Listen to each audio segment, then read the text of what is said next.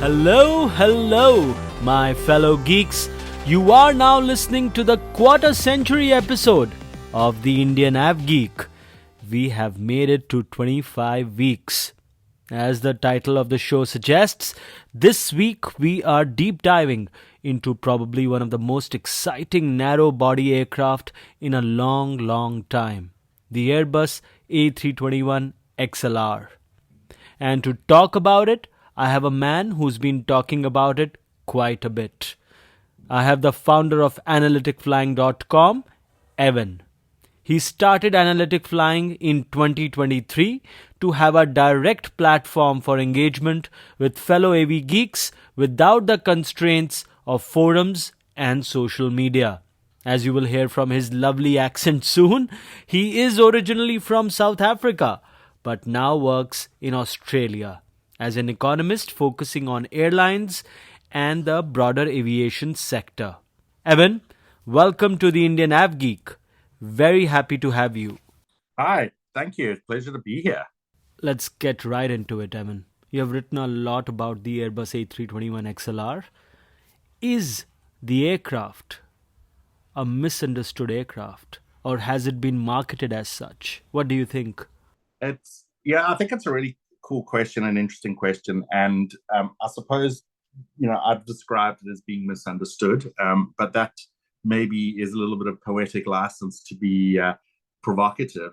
But I think to some extent, in your question, you get to the sort of the marketing of it, and I really think maybe a lot of the public got ahead of itself with the marketing because Airbus has marketed it with a nominal range of 4,700 nautical miles.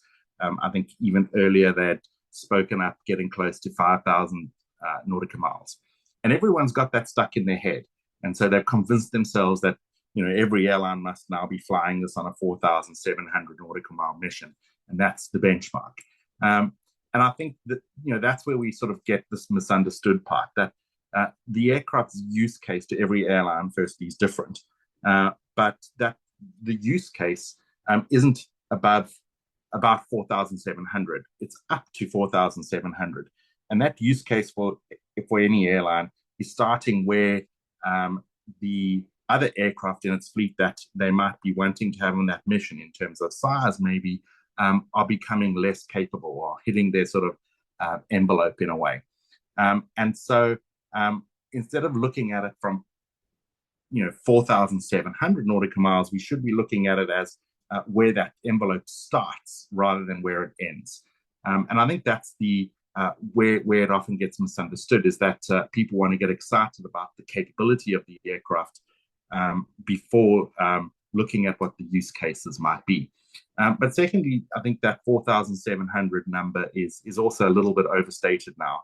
And the reason being is that some of the important technological improvements on the XLR required additional certification, and EASA, which is the European regulator, required some changes to the fuel tanks, which added to the weight of the aircraft. And so that has also reduced that range a little bit.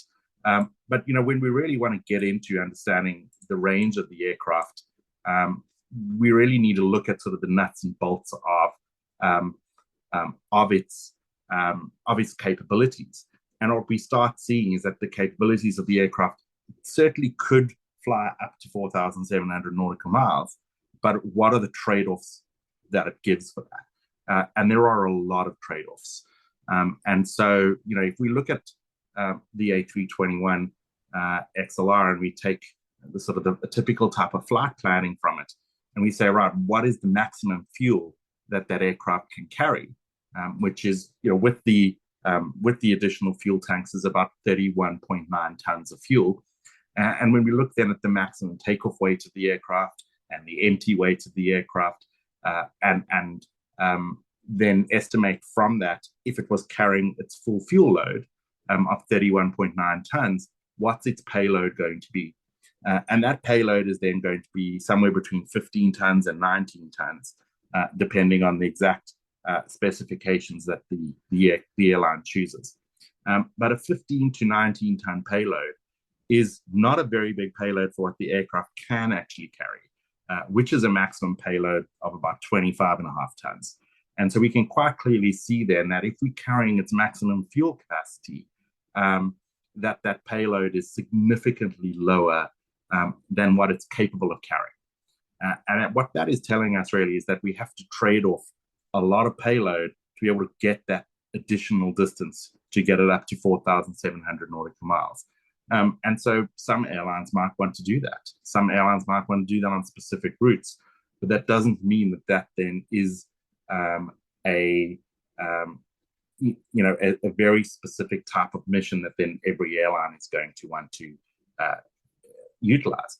On the other hand, if the airline then wants to carry its maximum payload of 25.5 tons, how much fuel is it then going to be able to carry? It's not going to be able to carry that maximum of 31.9 tons of fuel. And rough estimates, you're looking at with maximum payload, depending on various other configurations, the airline's only going to be able to carry between 67 and 80% of its fuel capacity. So we really do see that trade-off come into play. And so that doesn't mean that some airlines aren't going to use it up to 4,700 nautical miles. I'm sure there will be some, but a lot of major airlines are not going to utilize that range. They're looking to utilize other sort of improvements and other capabilities of that aircraft. And so I think we're going to see a lot more airlines coming in, at routes a lot shorter than 4,700. Right. Besides the maximum takeoff weight, what makes the A321 XLR unique compared to other aircraft in the A320 family? Yeah. It's super interesting, actually, because I think it comes back to, really looking at the genesis of the A320 and the A321. We often talk about the A320 family because the 320 was the original aircraft.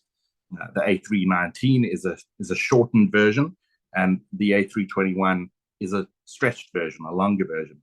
But they're fundamentally the same aircraft underneath it. They have the same wings, and they have the same fuel capacity. And so the smaller version, the A319, because it has that same fuel capacity, the same lifting power, it has a longer range. The A321, when they made it bigger, but still having the same wings, still having the same fuel capacity, means its range is shorter because it's a heavier aircraft, because it's longer and bigger. And so the challenge then is when they looked at the original A321 with the current engine option, as they called it, the CO version, the original versions, it really did start to struggle on longer routes, and particularly in the US on the West Coast to East Coast missions, where the original A321 then didn't have the range to do a typical sort of, let's say, Los Angeles to Washington or something like that. And so what Airbus came up with originally was to create what they called an auxiliary fuel tank. And that auxiliary fuel tank was a very simple idea, which was to make an additional fuel tank, which is typically a similar sort of size and design to the ULD containers, so the unit load device containers that airlines use for loading cargo or baggage. And so the idea was that they could just stick in an additional fuel tank, or what they called an auxiliary fuel tank, into the front cargo hold and carry a little bit more fuel. And so each of these ACT containers carries about 2.5 tons of fuel. But it didn't increase the maximum takeoff weight, which meant they had to trade off more payload to carry that extra fuel. But at least it gave them that little bit of extra fuel that could complete then those typical West Coast, East Coast missions in the US. But when they were designing the new engine option, the Neo, the A321 Neo, they decided to sort of fix that maximum takeoff weight problem. And the idea was then, if they could increase that maximum takeoff weight a little bit, they would then reduce that trade-off between payload and fuel, and really allow the airlines to exploit that extra fuel without as much of a trade-off. And that was what we call the LR, the A321 LR, which was the sort of the first iteration of doing that.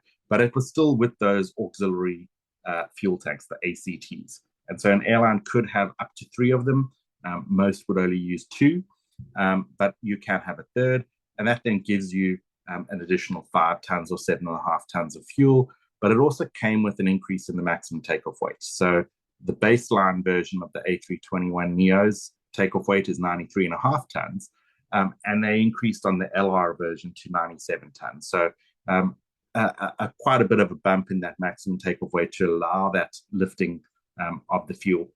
Where the XLR really was the game changer is looking at what it gives up to carry it. Even though I spoke about sort of increasing that maximum takeoff weight, essentially those ACT containers take up space in the cargo hold, and that space is used for bags, but it's also used for revenue earning cargo.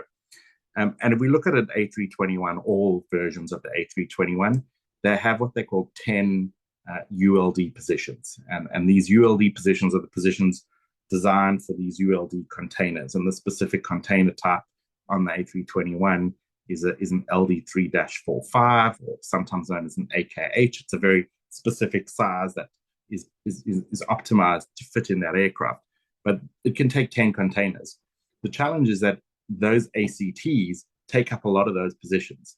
So if you had 2 of the auxiliary fuel tanks, it took up 3 positions. And if you had a third auxiliary fuel tank, it takes up a 4th position. And so that leaves you then with space for either 6 containers or 7 containers. The problem is that you need those container spaces to carry bags, and maybe even a bit of revenue cargo. So if you look at like a high density operator, like let's say IndiGo, which has 232 seats on its A321s, although now it has, with the business class product, it has about 220 seats. 232 passengers, each with 1 bag.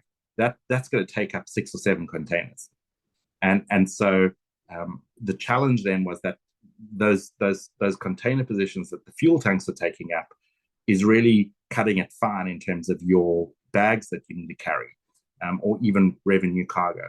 So it was the airlines, in terms of wanting an LR, it really becomes a problem when you're carrying a lot of bags or carrying a lot of cargo. Right. You can't do that. And so where the XLR is really the innovation is the XLR redesigns that fuel storage system. And so instead of using these auxiliary center tanks, not auxiliary center tanks, I'm getting them confused now, but auxiliary fuel tanks, they created what they called an RCT, which is a rear center tank. And effectively, they redesigned that additional fuel tank. Instead of being into these containers in the front, they redesigned it to be in around the wing box area, just behind the wing box area.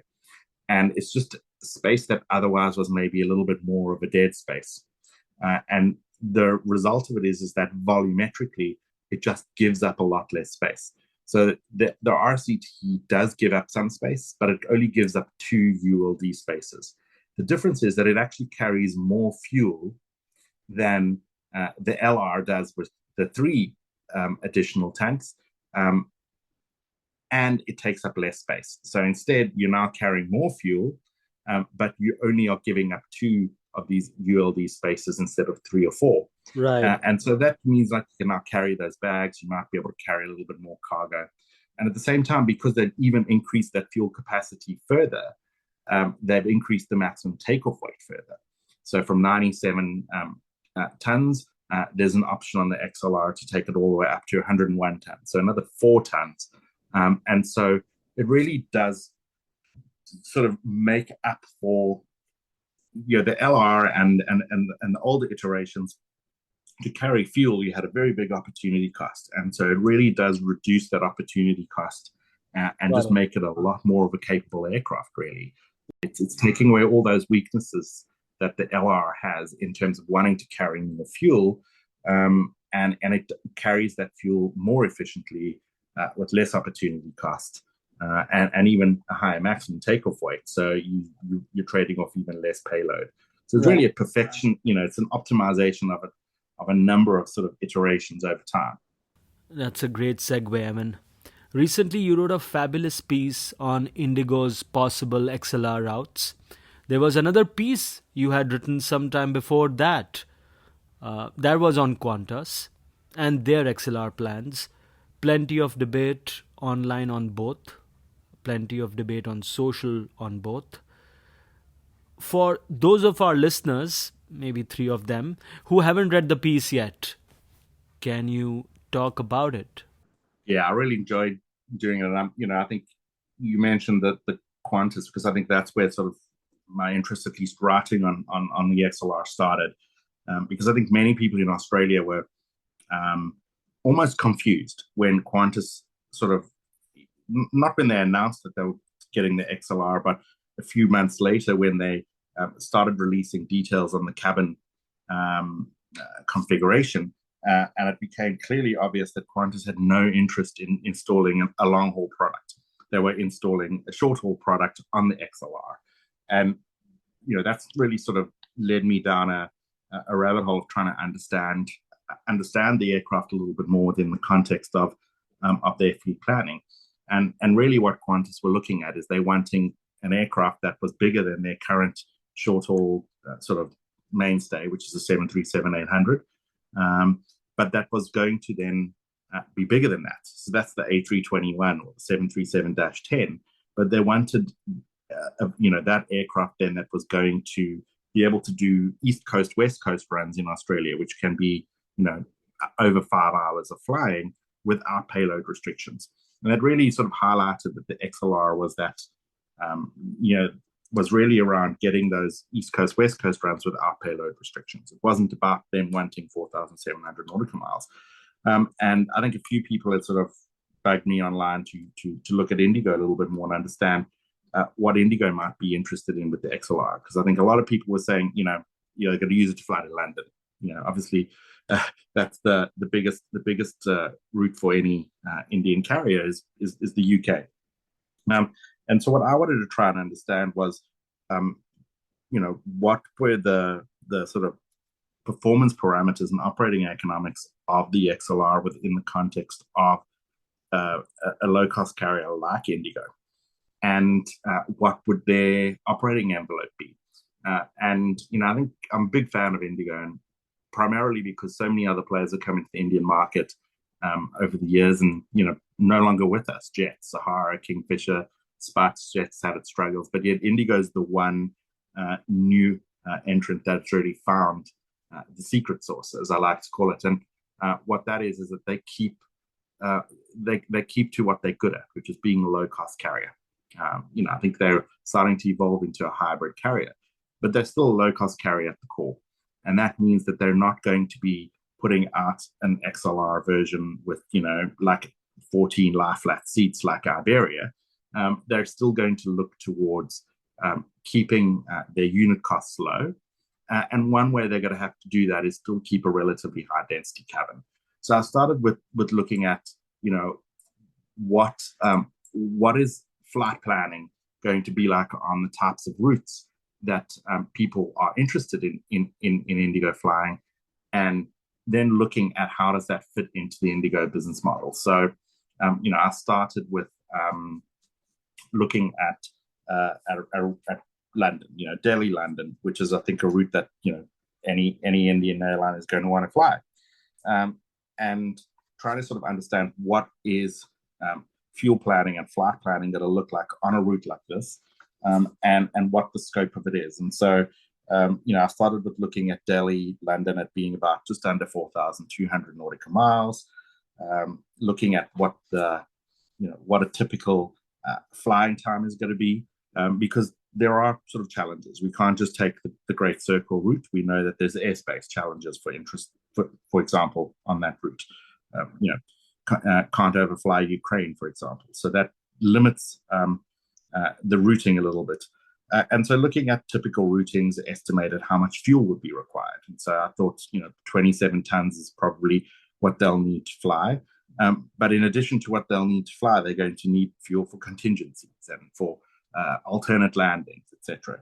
And so estimated that a fuel load would be about 31 tons. And then from that, I look at the maximum takeoff weight of the aircraft being 101 tons, and then estimate what then is the payload that can carry.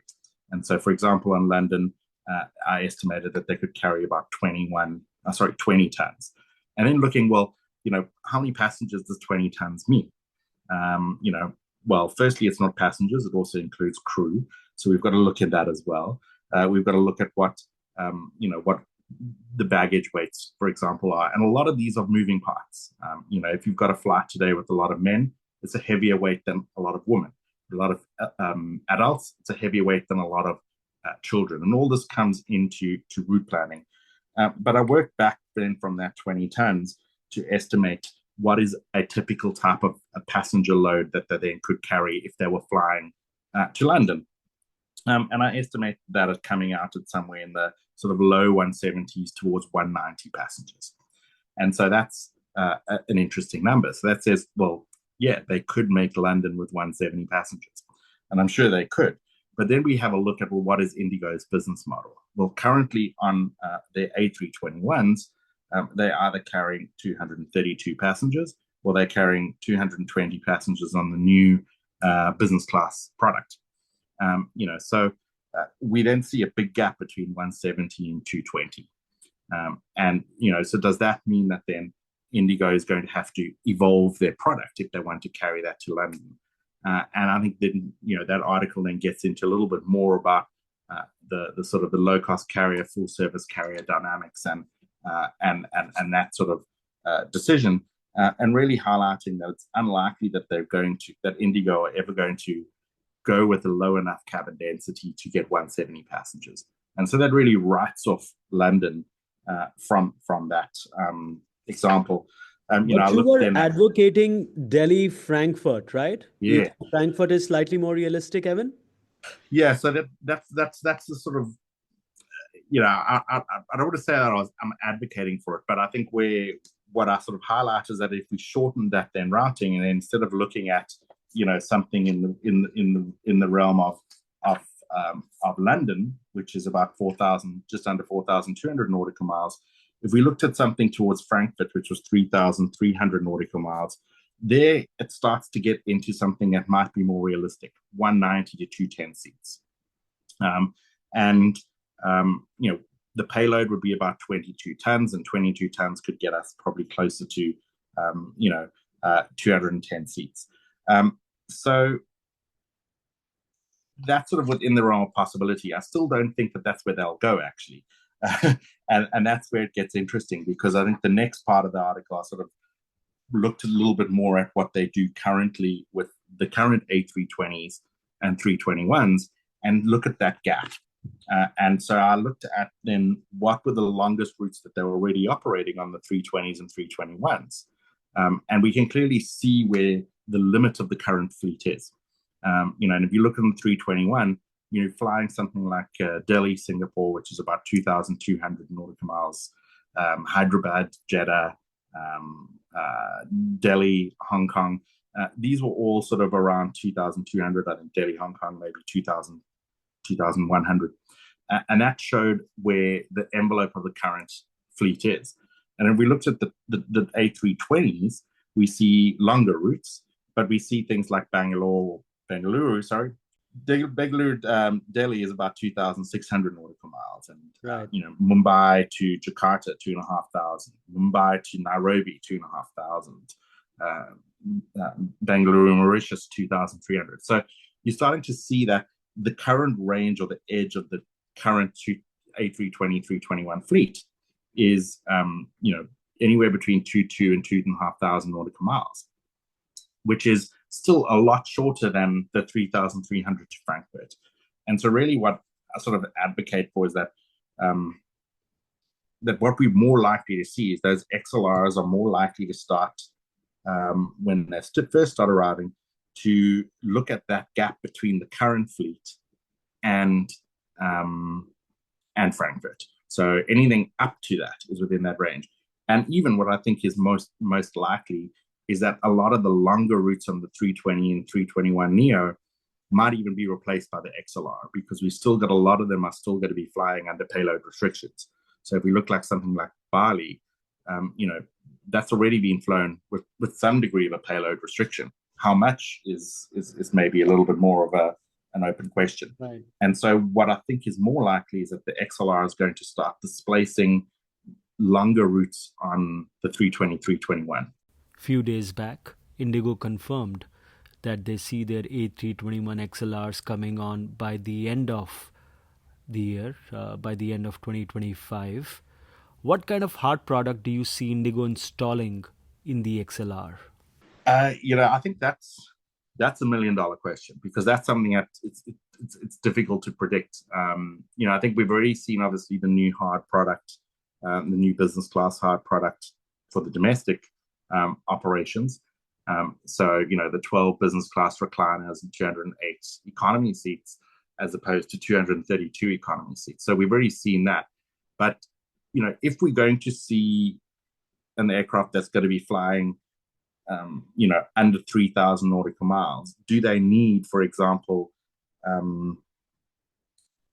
different hard product? And I'm not convinced. I think IndiGo are already flying, let's say, as we see, 2,500 nautical miles without in-flight entertainment, without additional galley space. So are they going to then suddenly want this on the XLR, even though the XLR might have only a marginal increase in the range that it's going to be flying over the current fleet? So I'm not convinced. One thing is certain: I don't expect a sort of a typical long-haul product. So I don't expect them to suddenly be putting lie-flat seats in business class on the XLR, simply because they're, at the end of the day, they're still a low-cost carrier. And as a low-cost carrier, they need that higher density to reduce that unit cost compared to their incumbents.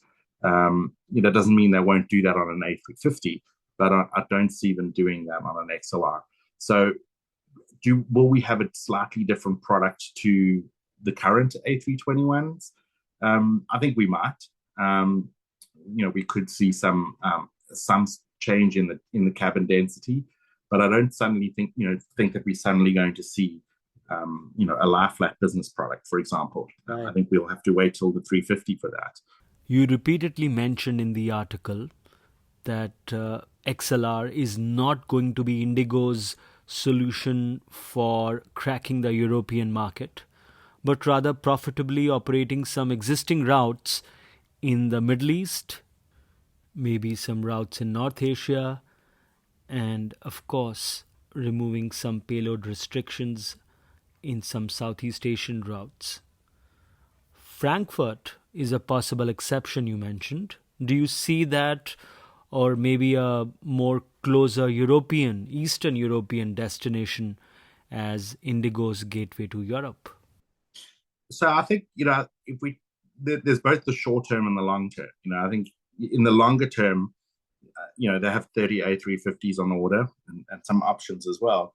By the time those A350s get delivered, I think they're going to be looking at those A350s to get into the major European centers. So, obviously London, Manchester, Paris, Amsterdam, Frankfurt, whatever. I think there's a lot of options there. And even ones that might be closer, let's say like Frankfurt, or even maybe even closer than that, even Vienna. That's where they're going to be flying the A350s, in my opinion. That doesn't mean that they might not use XLRs to open one or two of those earlier. So I think there's certainly a distinct possibility. So, I think people have spoken about Vienna, Athens are major centers which are, even significantly closer than Frankfurt. So those are possibilities. What I think is more likely, though, is we're going to see a lot of existing ports getting taken over by XLR. So I think maybe not all flights, but I think we'll see some flights to Jeddah, to Singapore, Nairobi, Mauritius, Bali, Jakarta, certainly will get taken over by XLR simply because of the payload issues.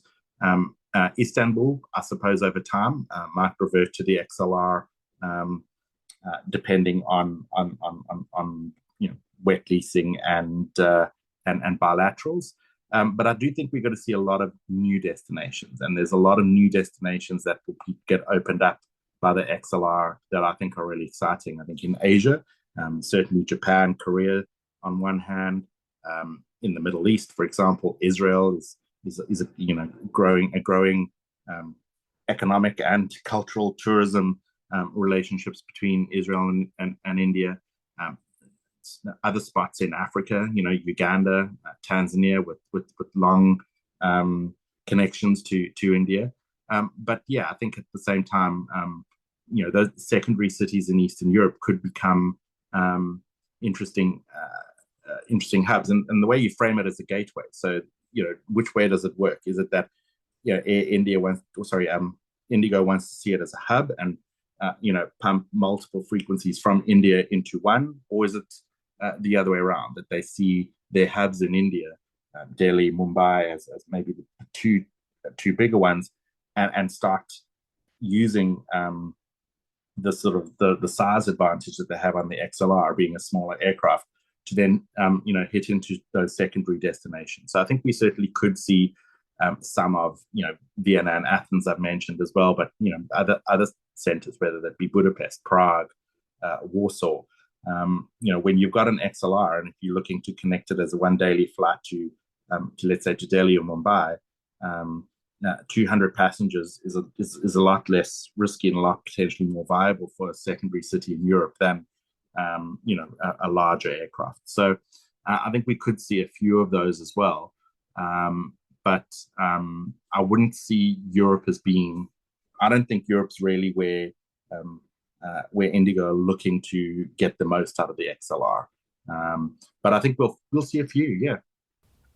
Whenever I think of a hub in Europe, my mind automatically goes to JET's Scissor Hub in Brussels. Amsterdam and Brussels, yeah. Yeah.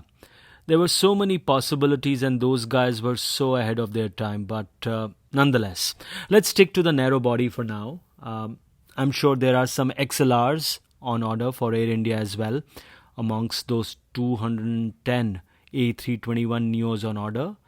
Although we don't have a confirmation from Air India or Airbus on that yet, I think we can safely assume that there will be few definitely. Do you see Air India having a different sort of fleet planning than an IndiGo for their XLRs? I mean, I think that the interesting thing is, Airbus's typical monthly order delivery report that they release every month, it never has broken down the subtypes. So it just tells us that they're A321s. It doesn't tell us of any of the subtypes. So we don't really have any idea. And it's probably because the Air India have a lot of flexibility. And generally with orders like this, there'll be various time parameters in which various customer options within the aircraft have to be defined. It might be something as simple as the maximum takeoff weight options, etc. So it's not untypical to have some degree of flexibility. And when you've got an order of 200 plus aircraft, that's going to be delivered over a very long period of time. So it's not unusual then to have flexibility around those customer specifications. So they have a lot of scope within that. And whether will Air India then have some XLRs in that, we don't know. But I think not a bad assumption when you've got 200 plus aircraft in order, and already some LRs in the fleet that they took over from Vistara, that they could, So I think there's a strong possibility that they might take some on.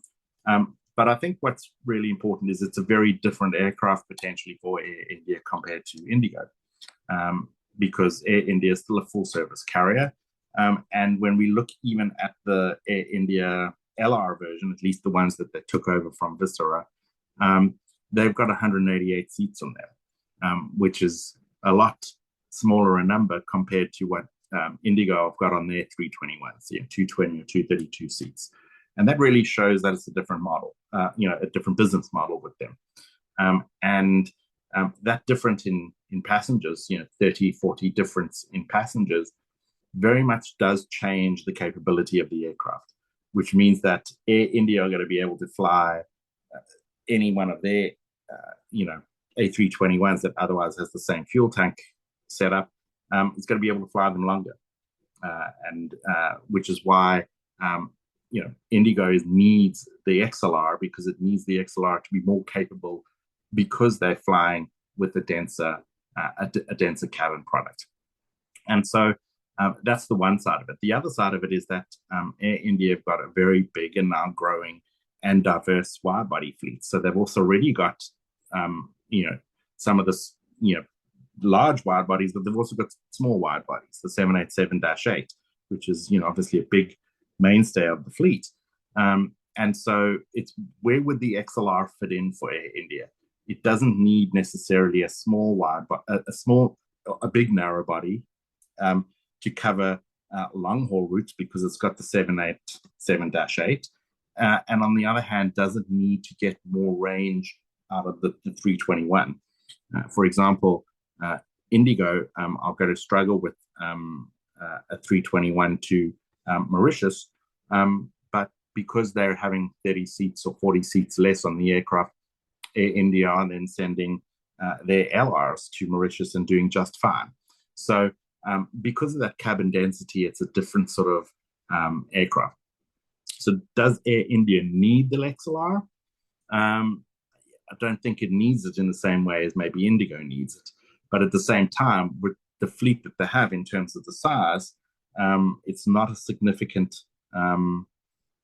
it's not a significant opportunity cost for them to have a sub fleet of XLRs, because they've already got a lot of aircraft around there. And so I certainly could see them picking it up, but I don't see it as an urgency for them. I think the urgency is more getting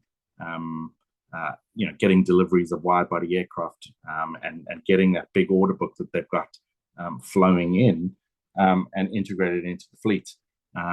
But again, they've got a lot of time to then work out if they want the XLR. But at the same time, as the XLR is low risk relatively, that's the whole importance behind it. They can take XLRs, and if they don't find that they're needing that payload and range from the aircraft, it's still a pretty good, albeit slightly heavier, but still a pretty good A321 that can fit into the fleet with little burden. And so it's a very low risk if they do choose to take some. But I don't think it's going to be an urgency for them. Probably one of the most insightful episodes I have done. We could have gone on and on till the 777X gets certified, but thank you very much to Evan for a terrific chat. I'm going to do another episode with him, focusing more on upcoming wide bodies, so stay tuned for that. Till then, rate the show on the podcast app of your choice. How about some feedback to go with it? Evan is at Analytic Flying on X, and I am at Vishal Mehra. With that, I wish you well and happy flying, my friends.